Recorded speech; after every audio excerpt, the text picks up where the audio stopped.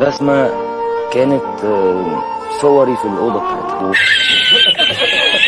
كان عندها حلم وهي صغيرة، يعني جابت لي كشكول كده وهي صغيرة بقى حاطة صوري، وبتتعامل معايا ان انا خطيبها وان انا زوجها في المستقبل، وكاتبالي كلام حب.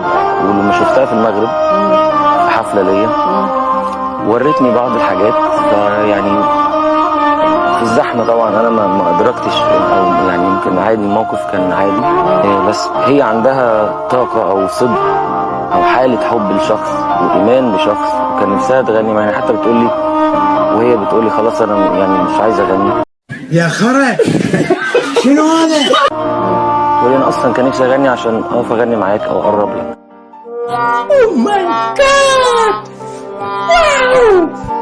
بس هو ما غني لمحمد باش ده عيونه دار بليز بنحبكم لميس.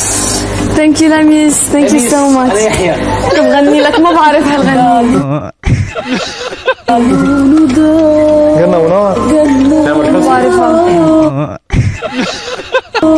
يلا غني له اياها. لا رح غني له غني انا بحبها. طب غني اي اغنية. ما هو اللي بحبها. انا لما بشوفك قلبي بيهرب.